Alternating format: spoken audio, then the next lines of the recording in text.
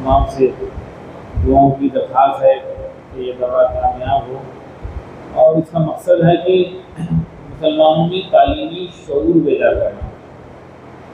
एक कारवान हम निकाल रहे हैं, तालीमी बेदारी कारवान के नाम से, जिसमें 100 लेक्चर्स इंशाल्लाह मुनक़िद होंगे, जिसमें सऊदी अरब में 6 लेक्चर्स हुए हैं, प्रोग्राम्स हुए हैं, और बाकी लेक्चर्स का सिलसिला चल रहा है, हर स्टेट में चल रहा है।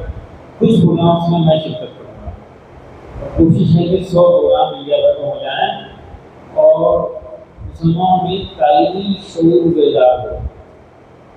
और बस यही अगराज़ मक़ासिद के लिए 36 साल पहले सिर्फ 17 बच्चों के साथ एक ही कमरे में एक ही टीचर के साथ तालीमी साल के बिल्कुल दरमियान में, यानी जून में तालीमी साल शुरू होता है तो दिसंबर के 1 दिसंबर को 1989 को एक स्कूल शुरू हुआ था और उसके अगराज़ मक़ासिद हम लिख कर शुरू करे थे।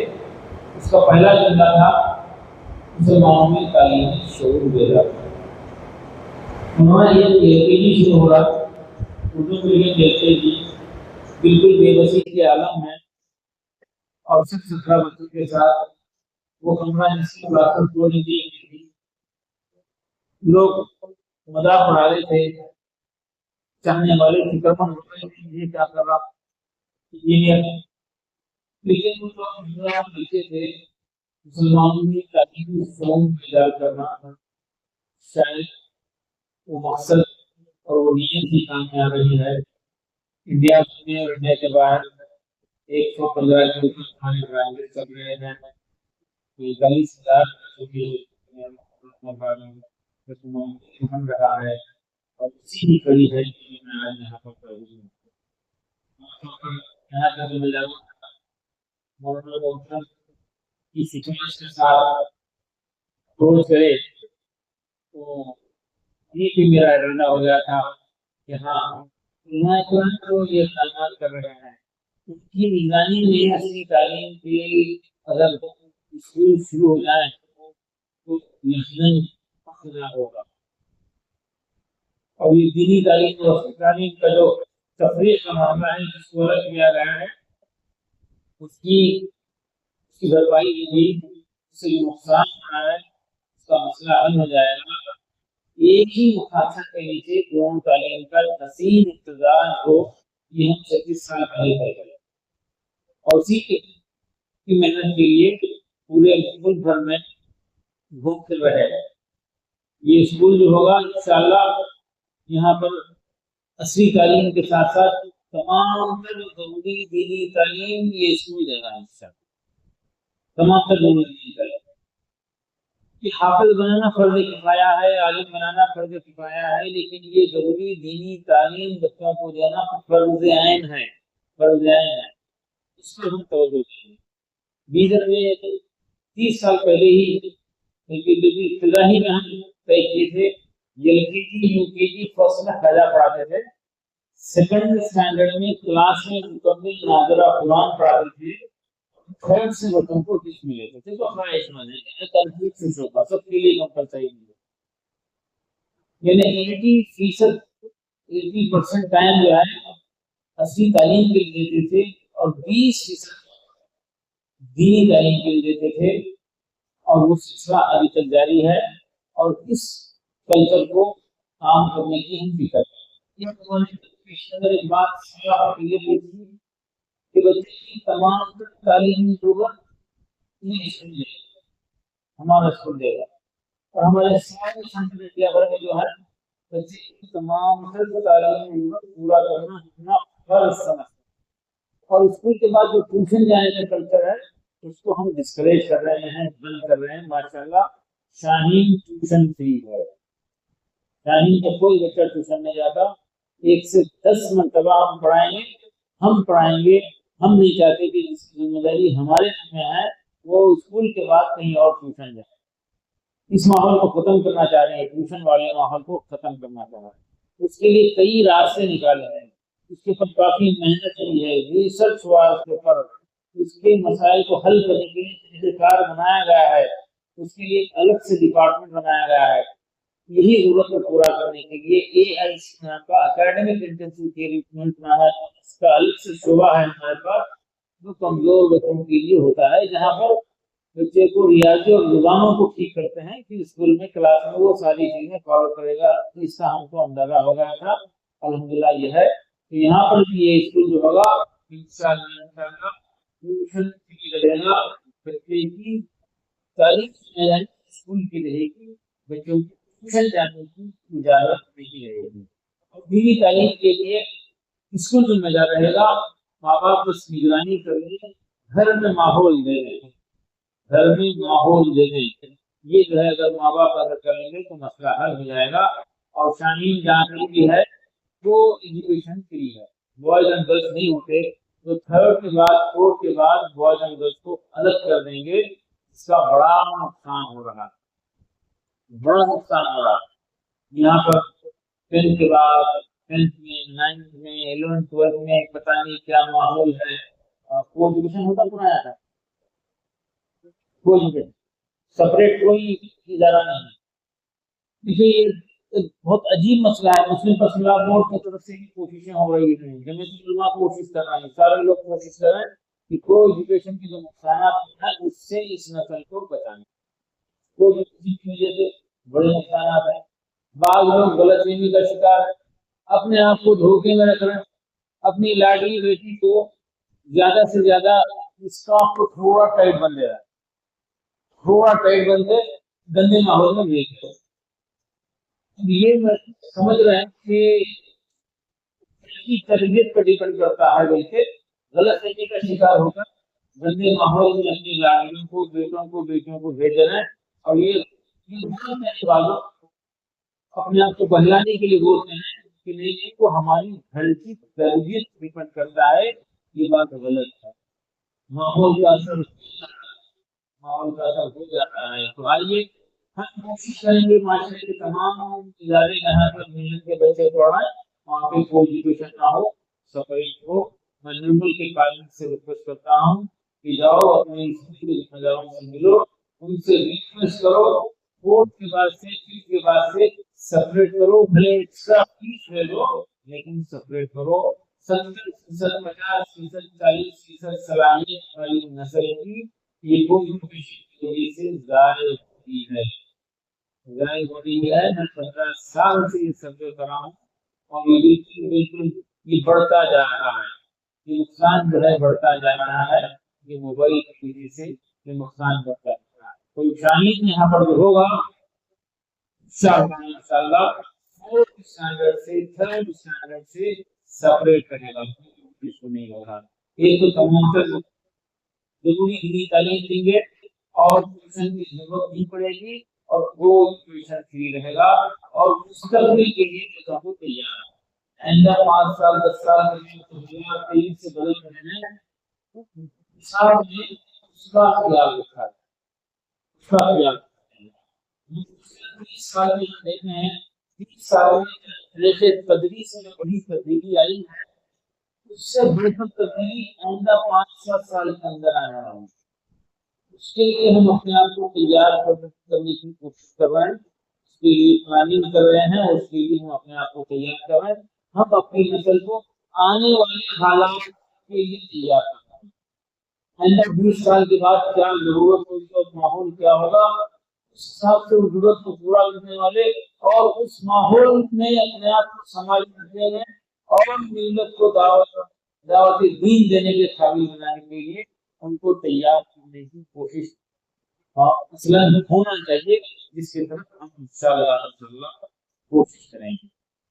देखिए हमको तालीम को तरजीह देना है, तमाम चीजों पे तालीम को तरजीह देना है। हमारी बहनें बेटी भी हैं, बड़ी तादाद में है, असल समाज का उनका ही है और सबसे बुखारी जो है है, बड़ी तादाद में है, उनका बड़ा रोल हो सकता है माशरे में मुद्दत तब्दीली के लिए, सुधार के लिए उनका बड़ा रोल होता है। अगर वो इरादा कर लेंगे तो इंशाअल्लाह हमारी नस्लें तैयार हो जाएंगी, नस्लें तैयार हो जाएंगी। नस्ल यही असल है, नस्ल को तैयार करना है कम वक्त में, कम खर्च में और कम मेहनत में। अगर बड़ी तब्दीली लाना चाहते हैं तो नस्लों को बनाइए, 15-20 साल में हालात बदलेंगे, 15-20 साल में हालात बदलेंगे। दूसरा कोई रास्ता नहीं, दूसरा कोई रास्ता नजर नहीं आ रहा। यहाँ के कायदीन हैं, अजीम शख्सियत भी हैं, अजीम साहब भी हैं, जानते हैं हालात दिन ब दिन बिगड़ रहे हैं। पिछला 100 साल में जो जहर घोला गया है, 100 साल में जो जहर घोला गया है, उसका आइंदा 5-7 साल के अंदर जहर आलूद हो जाएगा। एक फूट भी बर्दाश्त नहीं कर सकते वैसे हालात पैदा हो। नफरतें बढ़ती जा रही हैं, बढ़ाई जा रही हैं। ऐसे हालात में हम अपने आप को तैयार करना, औलाद की तालीम दीजिए, औलाद को तालीमी याफ्ता बनाइए, तालीमी हवाले से ताकतवर बनाइए, अखलाकी हवाले से ताकतवर बनाइए, सेहत के हवाले से ताकतवर बनाइए। ये ताकतवर बन जाएगी तो हमारा मुस्तकबिल ताकतवर हो जाएगा। मज़ीद कोई और रास्ता नहीं है। कम वक्त में, कम खर्च में, कम मेहनत में अगर तब्दीली लाना है तो नस्लों की तामीर के ज़रिए ही ये काम हो सकता है। ये हमारी गुजारिशात हैं और हमारी तरजीहात तालीम होना चाहिए हमारी तरजीहात में। लेकिन अफसोस है, हम देख रहे हैं हमारे मुल्क में औलाद की तालीम से ज़्यादा उनकी शादी का खर्च हो रहा है। यहाँ पे भी है शादी का खर्च है, शादी में कितनी बुरी बात है। तालीम के लिए हम गरीब हो जाते हैं थोड़ी, लेकिन शादी के लिए तो पूरी दुनिया मदद करने के लिए तैयार। मामू चाचा की मदद हो जाती, रिश्तेदारों से उधार भी ले लेते हैं, प्लाट बेचने तैयार हो जाते हैं, कर्ज लेने तैयार हो जाते हैं, लेकिन तालीम के लिए नहीं। वो कौम तरक्की नहीं कर सकती जो अपनी औलाद की तालीम से ज़्यादा अपनी शादी कर सकती। मैं रिक्वेस्ट कर रहा हूँ पूरे मुल्क भर में घूम फिर कर कि शादियों की फजूल खर्ची खत्म कर। हैदराबाद का असर हो रहा है यहाँ पे थोड़ा थोड़ा। कुछ लोग बोल रहे हैं हम हैदराबाद का असर करने का दूसरे में हो गया। हैदराबाद वाले को बोलना लाहौल पता, ये बुराई हमारे पास नहीं आया। अल्हम्दुलिल्लाह हम इससे बचे हुए हैं। हम कोशिश कर रहे हैं कि इससे हम बचे हुए रहें। हमारा निर्मल इस बुराई से पार रहे, ये इरादे कीजिए। आप मिलजुल कर ये बुराई को खत्म करने का इरादा कीजिए आज इंशाअल्लाह। और ये हमारी सारी ताकत तालीम तरबियत के लिए और मिल्लत की मईशत के लिए लगना चाहिए। एक दिन के खर्च होता है 5-10 साल तक उसका खर्च। जिंदगी का 40%, 50% सरमाया सेविंग जो है एक दिन के ड्रामे पे हो रही है। जबकि बेहतरीन निकाह वो है जिसमें कम खर्च हो, बेहतरीन निकाह वो है जिसमें कम खर्च हो। मैं तहरीक चला रहा हूँ, पूरे इंडिया भर में घूम फिर कर लोगों से वादे ले रहा हूँ निकाह के दिन के खाने को अवॉइड करना। निकाह के दिन लड़की के वालिद का 1 रुपया भी खर्च नहीं होना चाहिए, 1 रुपया भी खर्च नहीं होना चाहिए। मौलाना की मौजूदगी में बोल रहा हूँ, मौलाना निकाह के दिन जो जमा हो रहा है और खर्च कर रहे हैं उसकी कई गुंजाइश है? वो खतरे गुंजाइश ही नहीं है। और बाद लोग को जो है गरीब लड़की की शादी है बल्कि चंदा जमा कर। आपने सुने गरीब लड़के की शादी है बल्कि कोई जनता चंदा जमा कर? वहाँ गुंजाइश है क्योंकि लड़के पे कुछ जरूरी फराइज हैं, लड़के पे खर्च की जरूरत पड़ती है, लड़की पे नहीं। तो ये जो है माशरे की बुराइयां खत्म हो जाएं और हमारी ताकत बच जाए और वो नस्ल को बनाने में लग जाए। इसके लिए माहौल बनाइए, इरादे कीजिए। कई NGO बैतुल माल है, मौलाना एक बड़ा जो है प्रोग्राम चलाते हैं, इंटरेस्ट फ्री लोन देते हैं। 8 करोड़ 9 करोड़ रुपये लोन दे रहे हैं, लोगों की मदद कर रहे हैं। लोगों का सदका ज़कात जमा करके भी गरीबों की मदद हो रही है, NGOs कर रहे हैं। लेकिन अफसोस ये कौम जितना जो है NGOs की तरफ से सदका ज़कात की तरफ से जो भी मदद हो रही है उसका 100 गुना शादियों में और बर्थडे में फंक्शन में खर्च होता है। इसको रोकना चाहिए, इसको रोकना चाहिए। हमारी सारी ताकत जो है नस्ल को बनाने में लगना चाहिए। ये नस्ल बन जाए तो हमारा मुस्तकबिल बन जाए। नस्ल ही असल है, ये एहसास होना चाहिए। उसके लिए माहौल बनाना है, माहौल बनाना है। तालीम तालीम तालीम और तरबियत। साथ ही साथ पेरेंट्स से रिक्वेस्ट कर रहा हूँ नजात का जरिया बन जाए, जन्नत में दर्जात की बुलंद करने का जरिया बन जाए। ये हो जाए तो औलाद की कामयाब माँ बाप भी कामयाब, माशरा और मिल्लत भी कामयाब है। ये एहसास होना चाहिए। हमारे इदारे, एक एक इदारा एक एक इलाके की हालत को बदल सकता है, फिजा को बदल सकता है। इदारे हमारे माशरे में तब्दीली का जरिया बनना चाहिए, मुस्बत तब्दीली का जरिया बनना चाहिए, भलाई को फैलाने वाला बनना चाहिए। एक मदरसा है तो मदरसे के आतराफ में बुराइयाँ खत्म करने का भी मदरसे की जिम्मेदारी है। ये नहीं कि बस 25 बच्चों को रख लिए और वही पढ़ाए, नहीं, उस मस्जिद के आतराफ में जो बुराइयां हैं खत्म हो जाएं। उस मस्जिद के आतराफ में नौजवान हैं और वो गुटखे का शिकार हैं, गलत आदतों का शिकार हैं, तो मदरसे का असर आजू बाजू पड़ोस में होना चाहिए। ये नहीं हो रहा। हमारी मस्जिदें जो है सिर्फ इबादत की हद तक रह गई हैं, सिर्फ इबादत की हद तक रह गई और बहुत दावत के काम में इस्तेमाल में आ रही हैं। हमारी मसाजिद सिर्फ इबादत के लिए नहीं, यकीनन दावत के लिए भी हैं, तालीम और तरबियत के लिए भी हैं, और सारे खैर के काम, चैरिटी के काम मस्जिद के जरिए हो जाएं। हम लीडर में कोशिश कर रहे हैं, 135 मस्जिद में ये काम कर रहे हैं। एक मस्जिद है और मस्जिद का इलाका तय कर दें और मस्जिद के जिम्मेदार और महल्ले के जिम्मेदार ये तय करें हमारी मस्जिद के इलाके में हम मस्जिद के इलाके को ड्रग फ्री बनाना चाहते हैं। हमारी मस्जिद के इलाके में अल्हम्दुलिल्लाह गुटखा बेचने वाला कोई नहीं। कोशिश की जा सकती है, समझाया जा सकता है दुकानदारों को हमारी मस्जिद के इलाके में कोई रावट नहीं है, कोई बच्चा भटक रहा नहीं। हमारी मस्जिद के इलाके में रात में 2 बजे तक घूमने वाला कोई नहीं है, कोई नौजवान नहीं घूमता। हमारे मस्जिद के इलाके में गंदगी नहीं है।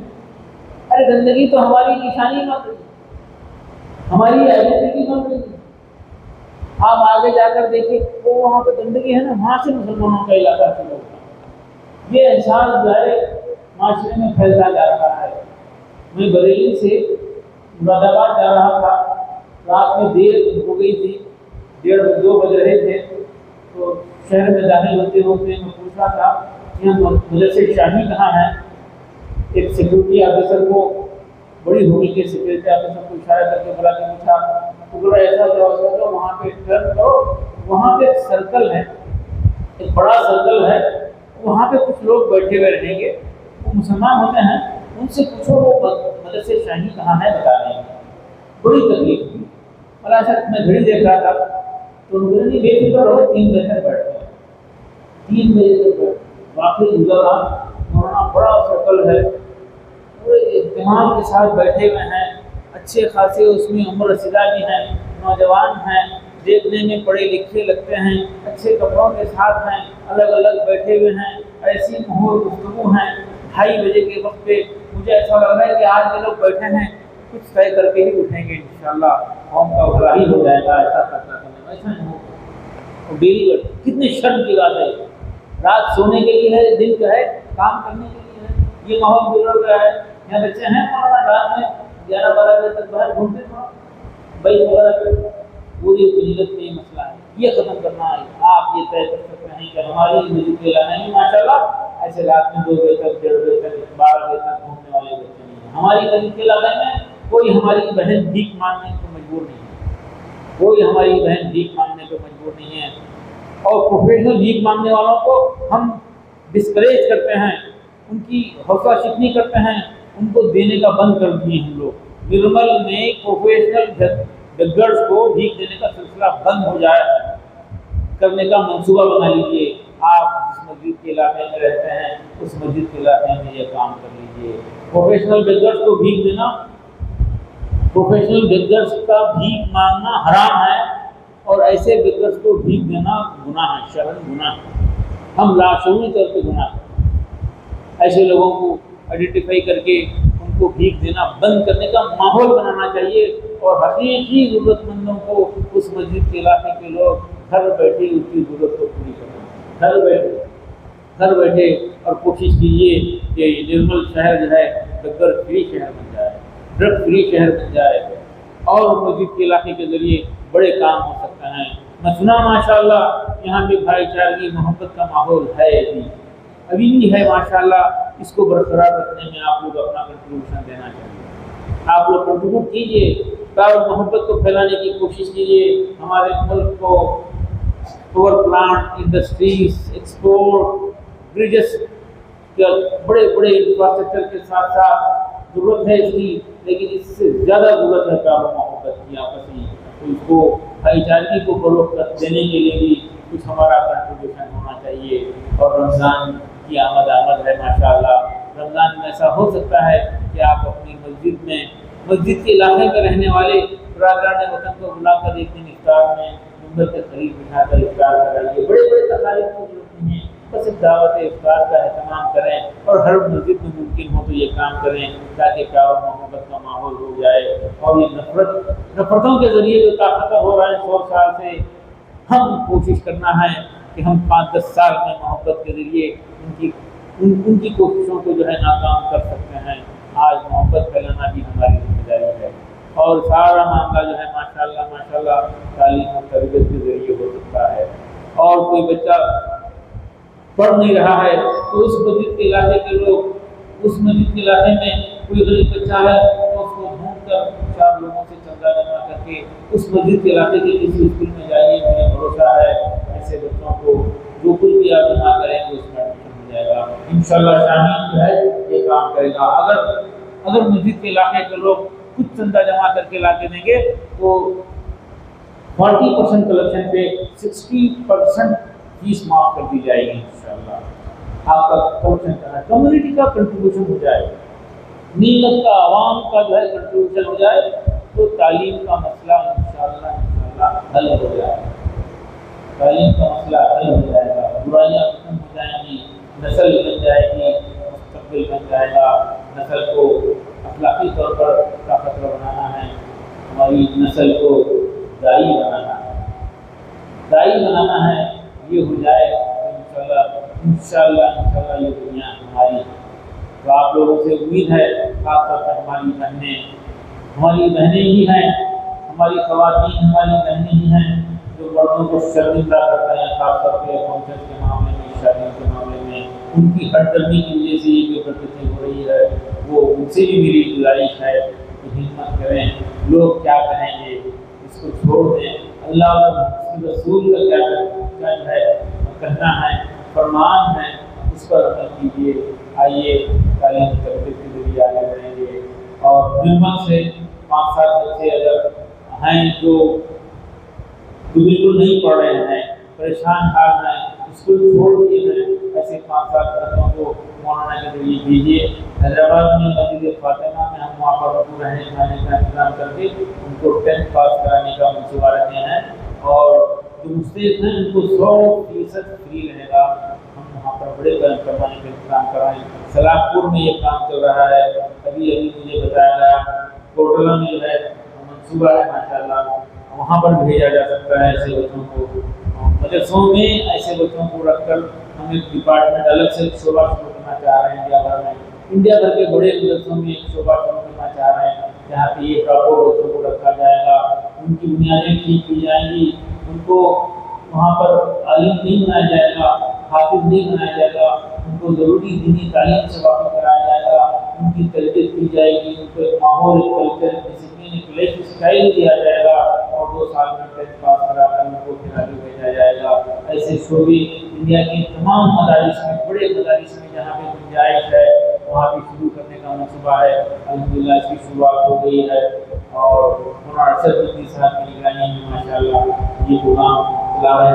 उनके फर्जन अजहर मुफ्ती साहब की सरपरस्ती में गंगू में ये काम हो रहा है माशाअल्लाह। ऐसे और भी जहाँ कहीं भी मदरसे हैं, मैं उलमा इकराम से ख्वाहिश करूँगा कि रहनुमाई कीजिए। हम आगे बढ़कर ऐसे मदरसों को ताउन करने के लिए, सपोर्ट करने के लिए, रहनुमाई करने के लिए तैयार हैं। अभी तेलंगाना के लिए अलग से 20-25 मदरसों में मदरसा प्लस हमारा जो प्रोग्राम है उसको इस्टेब्लिश करने की फिक्र कर रहे हैं। ये मदरसा प्लस का प्रोग्राम 4 साल से पूरे इंडिया भर में चल रहा है। 68 मदारिस में पहले हम करे, अब गवर्नमेंट ऑफ कर्नाटका की सपोर्ट से कर्नाटका में 100 मदारिस में ये काम कर रहे हैं और तेलंगाना में 10-15 मदरसों को लेकर हैदराबाद की सतह पर कुछ साहिब खैर हजरात के ताउन से टीचर का खर्च वो कुछ हजरात बर्दाश्त करेंगे और मदरसा रहने खाने का इंतज़ाम करेगा और एक शोबा बनेगा। उसको मैं बताता हूँ फर्ज आइन वाला शोबा, उसका नाम हम रखे हैं दीनियात प्लस। दीनियात के साथ 10th पास करा देंगे, मदरसे में रखेंगे। ये हो जाए तो माशाअल्लाह कोई बच्चा हमारा नाकारा नहीं रहेगा, कोई जो है ड्रॉप आउट नहीं रहेगा। और कोई बच्चा सिर्फ पैसे की वजह से ड्रॉप आउट हो जा रहा है, ये कोई मुनासिब काम नहीं है। इस पर हम सब मिलकर कंट्रीब्यूट करें। क्योंकि मैं सफ़र में हूँ, 12 बजे यहाँ से हमको तय था कि यहाँ से रवाना होना है, इसलिए मैं इजाज़त चाहूँगा। कुछ हमारे बुजुर्गों की तरफ से कुछ सवाल है तो 2-4 लोगों से बात करके मैं यहाँ से रवाना होना चाहूँगा। आप तमाम हज़रात अपने अपने इलाके के मदरसों की, स्कूल की खूब सपोर्ट कीजिए, उनकी हिम्मत अफजाई कीजिए, उनको सपोर्ट कीजिए। आमतौर पर एक मिजाज है कि काम करने वालों को रोकने का एक मिजाज है, उससे इस्तेमाल कीजिए, क्योंकि हमारे इदारे ही हैं जो इलाके की हालात को बदल सकते हैं। एक एक इदारा एक एक इलाके की फिजा को बदल सकता है। इदारे बड़े कीमती हैं और ये इदारे अगर ताकतवर हो जाएँ तो इंशाअल्लाह ये इदारे मिल्लत को, नस्ल को देने वाले बन सकते हैं। कोई सवाल है तो वो करेंगे। गुंजाइश है सवाल करके? कोई सवाल हज़रात की तरफ से? बिला तकल्लुफ़।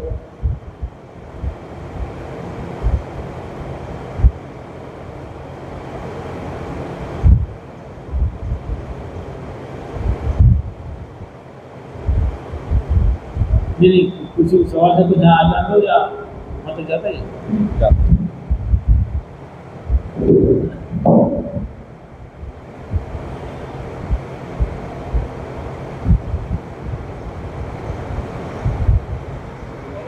आप हज़रात के रहने की बात है। एक आधा सवाल से फिर माहौल बन जाता। वो हैदराबाद से और उसके नेशनल डायरेक्टर हैं यहाँ पर मुनीर देशमुख साहब, वो और उनकी मुकम्मल टीम जो है शाहीन के 36 साल के तजुर्बे की बुनियाद पर आइंदा हालात का ख्याल रखते हुए मुस्तक़बिल में क्या ज़रूरत पड़ेगी, 5-10 साल के बाद क्या हालात बनेंगे तालीमी तौर पर, तरीक़े तदरीस और ज़रूरत पे उसका पेश नज़र रखते हुए करिकुलम बनाए हैं। और जो नया करिकुलम है वो यहाँ पर इम्प्लीमेंट होगा और नई टेक्नोलॉजी का, AI का इस्तेमाल भी मुस्तक़बिल में हम करेंगे। जो भी डेवलपमेंट हो रहा है हैदराबाद में बैठकर डेवलपमेंट करेंगे, जो भी डेवलपमेंट होगा, प्लानिंग होगी, इंशाअल्लाह यहाँ पर निर्मल में उसका इम्प्लीमेंटेशन होगा।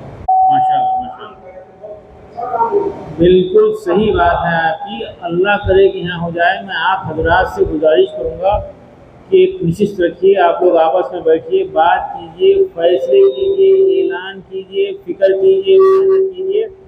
हाथ लगा के, ठुड्डी पे हाथ लगा के नौजवान से बोलिए बेटा 10 बज चुके हैं, घर जाओ। 1 से 2 मरतबा महल्ले के ज़िम्मेदार बोलेंगे तो यकीन कीजिए असर होगा। आज ज़रा सा असर कम हो रहा है महल्ले के बुजुर्गों की बात करने का। मुझे याद है बचपन में कभी मेरे वालिद और वालिदा अगर नसीहत करना चाहते थे, ताकीद करना चाहते थे, तो कभी ये बोल देते थे, अरे तुझे तो महल्ले के फलां शौकत साहब से नसीहत कराना पड़ेगा। बोले तो 15 दिन तक, 2 महीने तक, 3 महीने तक उसका असर रहता था। हम डरे हुए होते थे, अरे उनसे नसीहत कराएंगे महल्ले के बुजुर्ग से, वो असर ख़त्म हो जाता। शौकत साहब हमारे महल्ले के बुजुर्ग थे, उनके ज़रिए नसीहत कराएंगे बोले तो हम सुधर जाते थे। आज वो है सुनने वाला नहीं है। तो अगर फ़िक्र करेंगे, 1 से 4 मरतबा बोलेंगे, माहौल बनाएंगे, तो कोई बच्चा रात में 9 बजे के बाद बाहर गैर ज़रूरी ना निकले। देखिए बच्चे निकल रहे हैं, मोबाइल का इस्तेमाल कर रहे हैं और बाद में जो है कभी कहीं से एक न्यूज़ आती है, फ़लाँ घर का हादसा हो गया और फ़लाँ लड़की के साथ ऐसा हो गया, और हम फौरी शेयर कर देते हैं, अफसोस कर लेते हैं। लेकिन वो बच्चा घूम रहा है वहाँ पे, क्यों घूम रहा है पूछने के लिए कोई तैयार नहीं। पूछिए आप बेटा कहाँ रहते हैं, एक मरतबा पूछिए, उम्मीद है कि वो नहीं आएगा।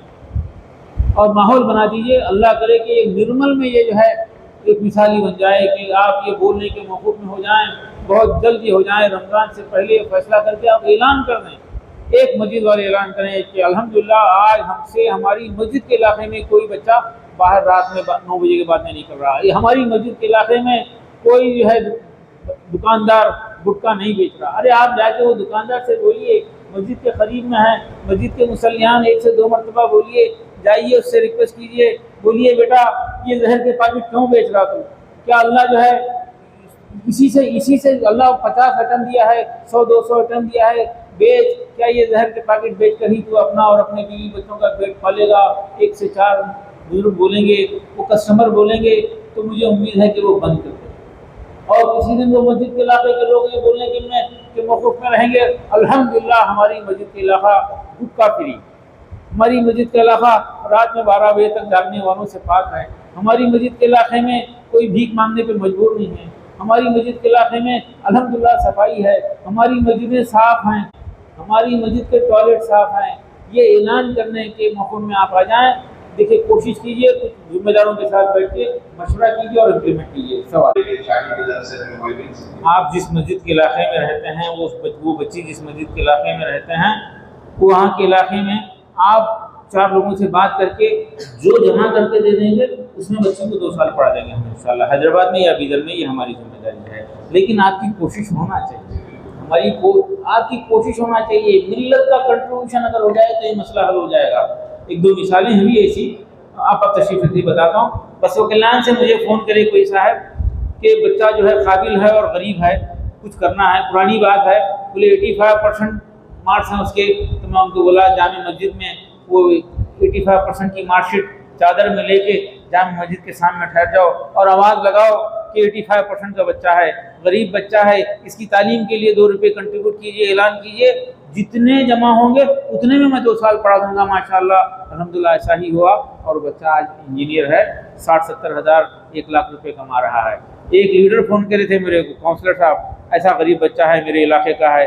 बोला आप इलेक्शन में वोट के लिए कितने घर जाते हैं? 200 घर जाते हैं।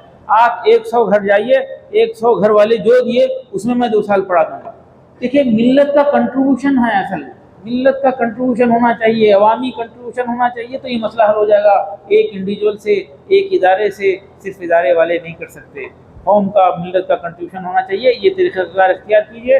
उस बच्ची की जिम्मेदारी इंशाल्लाह हमारी रहेगी। लेकिन आप अपनी हर मुमकिन कोशिश करना, जैसा कि आप अपनी बच्ची के लिए कोशिश करते हैं, अपनी बेटी के लिए, अपनी नवासी, अपनी पोतरी के लिए जो कोशिश करते हैं, वैसा उस बच्ची के लिए दुआ कीजिए, कोशिश कीजिए। बाकी जिम्मेदारी इंशाल्लाह शाहीन इदारेजात की रहेगी। हैदराबाद या बीदर में बच्ची को मौका देंगे। हज़रत सवाल किया उसके बाद क्या होगा?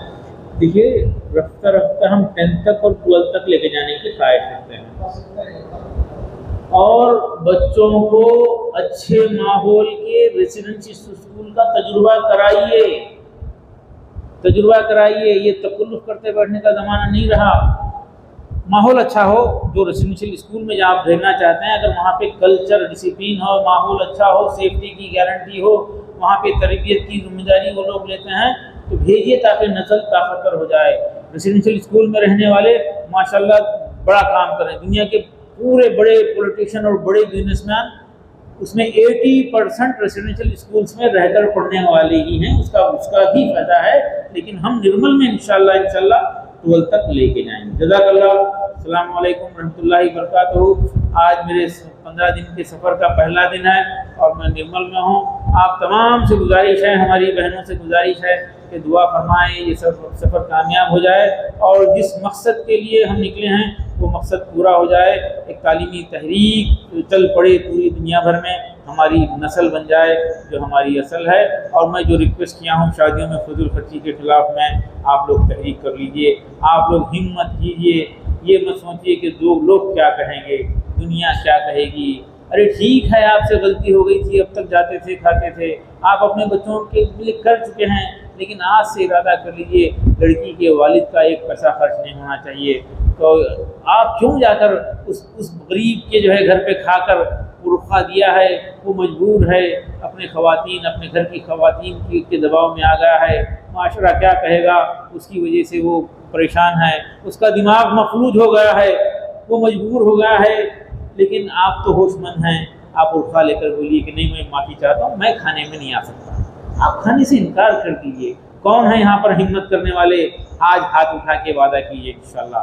आज से हम निकाह के दिन की दावत काम में कोई फ़ोटो ले लें तेजी से, ज़रा हाथ अच्छा उठाइए माशाल्लाह। आज ये काफ़ी है, ये मजमुआ काफ़ी है मौलाना, वो निर्मल, और ज़रा हाथ अच्छा उठाइए माशाल्लाह। आप पूरे निर्मल में ये तहरीक चलेगी इंशाल्लाह, इसका असर पूरे हिंदुस्तान में पड़ेगा और आपके हमारे घरों में बरकत आएगी। एक बुराई ख़त्म हो जाएगी तो इंशाल्लाह 50 बुराइयाँ ख़त्म हो जाएंगी इंशाल्लाह। मैं बुजुर्गों से, उलमा इकराम के सामने ये जुर्रत कर रहा हूँ बातचीत करने की, कुछ बोलने की जुर्रत कर रहा हूँ। कुछ गलती है तो माफ़ी चाहूँगा, क्योंकि उलमा इकराम की मौजूदगी में कुछ बातें जो है एहतियात करने की होती हैं। बहल आप तमाम से गुजारिश है कि जो सफ़र है वो कामयाबी हो जाए, मसाइल जो भी हैं वो हल हो जाएं, मिल्लत के लिए आसानियाँ हो जाएं, जो जहर फैल रहा है, जो अंदेशे हैं वो ख़त्म हो जाए, हमारी नस्ल बन जाए और ताकि हमारा मुस्तक़बिल ठीक हो जाए और हमारी औलाद हमारे लिए सवाल जारिया का ज़रिया बन जाए। ये इसके लिए कोशिश कीजिए। जज़ाकल्लाह। अस्सलामु अलैकुम व रहमतुल्लाहि व बरकातुहू।